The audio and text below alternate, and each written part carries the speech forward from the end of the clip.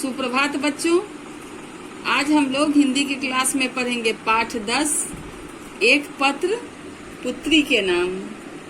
ये पत्र जो है वो जवाहरलाल नेहरू जो थे हमारे देश के प्रथम प्रधानमंत्री, उन्होंने अपनी बेटी इंदिरा को पत्र लिखा था जब वे जेल में थे। आइए देखते हैं उन्होंने क्या लिखा इस पत्र में अपनी बेटी को। जवाहरलाल नेहरू जब जेल में थे तो उन्होंने अपनी बेटी, जो उनकी बेटी थी इंदिरा, उनको पत्र लिखा। उसमें लिखा, बेटी इंदिरा, मैं आज तुम्हें प्राचीन काल की सभ्यता के कुछ हाल बताता हूँ। प्राचीन काल मतलब बहुत पुरानी जो सभ्यता है उसका हाल बताता हूँ। लेकिन इसके पहले हमें यह समझ लेना चाहिए कि सभ्यता का क्या अर्थ होता है।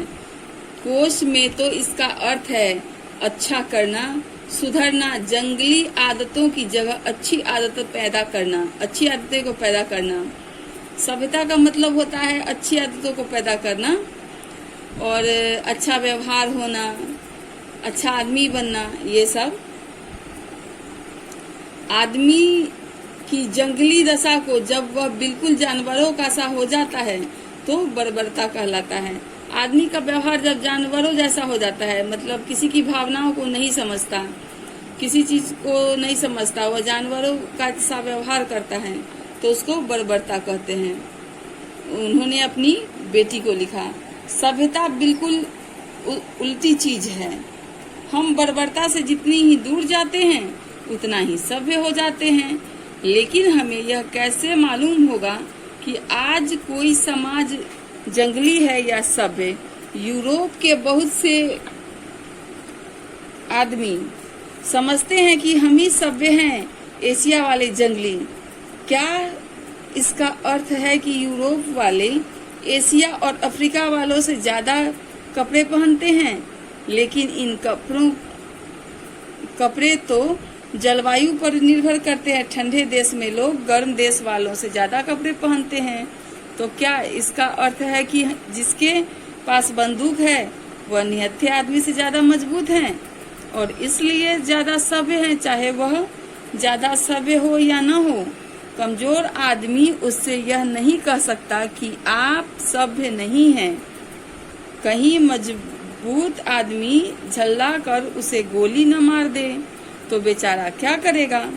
उन्हें मालूम है कि कई साल पहले बड़ी लड़ाई हुई थी। दुनिया में बहुत से देश उसमें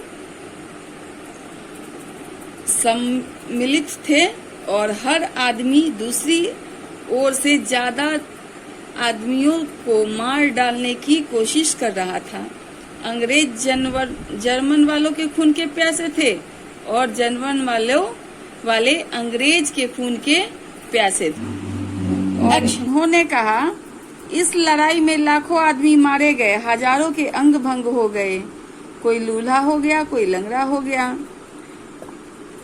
तुम फ्रांस और दूसरी जगह भी बहुत से लड़ाइयों के जख्मी देखे होंगे। पेरिस को सुरंग वाली गाड़ी, जिसे मेट्रो कहते हैं, उसके लिए खास जगह हैं। क्या तुम समझती हो कि इस तरह अपने भाइयों को मारना सभ्यता है और समझदारी की बात है? क्या तुम समझती हो अपने भाइयों को मारना सभ्यता और समझदारी की बात है? ये जवाहरलाल नेहरू अपनी बेटी को पत्र में लिखते हैं। दो आदमी गलतियां में लड़ने लगते हैं तो पुलिस वाले उनके बीच बचाव करवा देते हैं और दो लोग समझते हैं कि ये दोनों कितने बेवकूफ हैं। जब दो बड़े बड़े देश अपना आपस में लड़ने लगे और हजारों लाखों आदमियों को मार डाले तो वह कितनी बड़ी बेवकूफी या पागलपन है। ठीक वैसे ही जैसे दो जंगली जंगल में लड़ रहे हैं। अगर सभ्य आदमी जंगल जंगली कहे जा सकते हैं, तो वे मूर्ख कितने जंगली हैं जो इस तरह लड़ रहे हैं। अगर इस दृष्टि से तुम मामले को देखो तो तुरंत कहोगी कि इंग्लैंड, जर्मन, फ्रांस, इटली और बहुत से दूसरे देश जिन्होंने मार काट की जरा भी सफे नहीं हैं। फिर तुम जानती हो कि इन देशों में कितनी अच्छी अच्छी चीजें हैं और वहाँ कितने अच्छे अच्छे आदमी रहते हैं। अब तुम कहोगी कि सभ्यता का अर्थ समझना आसान नहीं है, यह बहुत मुश्किल मामला है। अच्छी वस्तुएं अवश्य ही सभ्यता की पहचान है। भला आदमी जो स्वार्थी नहीं है और सबकी भलाई के लिए दूसरे के साथ मिलकर काम करता है, सभ्यता की इससे भी बड़ी पहचान है। मिलकर काम करना अकेले काम करने वालों से अच्छा है और इसी में सबकी भलाई के लिए एक साथ मिलकर काम करना सबसे अच्छी बात है। तुम्हारे पिता जवाहरलाल नेहरू। इस तरह जवाहरलाल नेहरू ने अपनी पुत्री को पत्र लिखकर सभ्यता के बारे में समझाया कि सभ्यता क्या है, बर्बरता क्या है। क में है उपयुक्त शब्द चुनकर रिक्त स्थान भरिए। पहला, जानवरों के से बर्ताव को डैश कहते हैं। सभ्यता, बर्बरता, इसमें होगा बर्बरता। ठंडे देश में लोग गर्म देश वालों से डैश कपड़े पहनते हैं, कम, ज्यादा। ज्यादा। कई साल पहले एक बड़ी डैश हुई थी, नुमाइश, लड़ाई। सभ्यता का अर्थ है समझना, डैश नहीं है कठिन, आसान। सभ्यता का अर्थ समझना आसान नहीं है। मिलकर काम करना अकेले काम करने से डैश है, अच्छा, बुरा, इसमें होगा अच्छा। इसमें है सही कथन के सामने सही और गलत के सामने गलत लगाइए। प्रस्तुत पत्र के माध्यम से नेहरू जी अपनी पुत्री को, इसमें है प्रस्तुत पत्र के माध्यम से नेहरू जी अपनी पुत्री को पहला सभ्यता के बारे में बताना चाहते हैं, गलत। बर्बरता के बारे में बताना चाहते हैं, गलत। सभ्यता के संपूर्ण दृष्टिकोण द्वारा सभ्य मानव तथा राष्ट्र की पहचान तथा कर्तव्य बताना चाहते हैं, ये सही है। चौथा, प्रथम महायुद्ध की बातें बताना चाहते हैं, ये गलत है। गौ में है सही विकल्प के आगे टिक लगाइए। हम बर्बरता से जितनी दूर होते जाते हैं उतना ही संसार से दूर हो जाते हैं, उतना ही सभ्य हो जाते हैं, सभ्यता का हाल बताने वाले हो जाते हैं। इसमें होगा उतना ही सभ्य होते जाते हैं। दूसरा में है पेरिस की सुरंग वाली गाड़ियों को सुपर फास्ट कहते हैं, शताब्दी एक्सप्रेस कहते हैं, मेट्रो कहते हैं, इसमें होगा मेट्रो कहते हैं।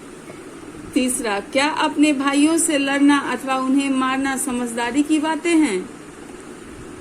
ओ हाँ, ब नहीं, सौ पता नहीं, इसमें होगा नहीं। परस्पर लड़ने वाले लोग क्या कहलाते हैं? ओ मूर्ख, बुद्धिमान, पता नहीं, मूर्ख। भला आदमी जो स्वार्थी नहीं है और सबकी भलाई करने के लिए दूसरों के साथ मिलकर काम करता है, बुद्धिमान है, चतुर है, सभ्य है, इसमें होगा सभ्य है। भाषा बोध को निम्नलिखित में वाला जोड़कर नए शब्द बनाइए, जैसे यूरोप का यूरोप वाला, एशिया का एशिया वाला, ठेला का ठेला वाला, अफ्रीका का अफ्रीका वाला, टोपी का टोपी वाला, गाड़ी का गाड़ी वाला। अब यहाँ देखिए ता जोड़कर नए शब्द बनाइए।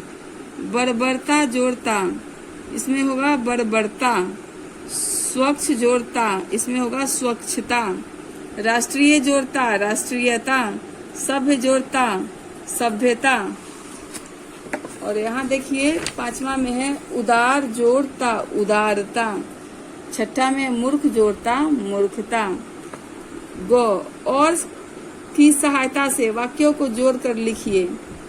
पहला है वे समझते हैं कि हम ही सभ्य हैं, एशिया वाले जंगली हैं।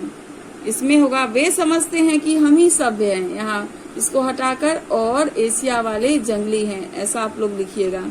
दूसरा में है अंग्रेज जर्मनियों वालों के खून के प्यासे थे। जर्मन अंग्रेज के खून के प्यासे थे। इसमें होगा अंग्रेज जर्मन वालों के खून के प्यासे थे और जर्मन अंग्रेजों के खून के प्यासे थे। ऐसा ही आप लोग कॉपी में बनाइएगा।